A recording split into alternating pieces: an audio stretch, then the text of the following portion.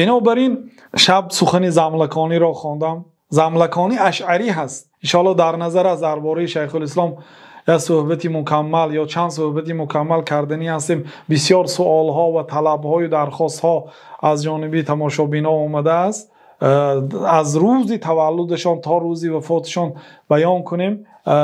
شب ناگاه سخن زملکانی را خواندم. زملکانی اشعری هست. اون ثنایی که به شیخ الاسلام میگه، حتی سبکیه که مثلا اشعری بسیار ضد شیخ الاسلام بود، لیکن سخن از زبان دشمن ها دیگر است. الفضل ما شهید به الاعداء، فضیلت حقیقی آن فضیلتی که دشمن اگر شما را تعریف کند، نه دوست تعریف میکند.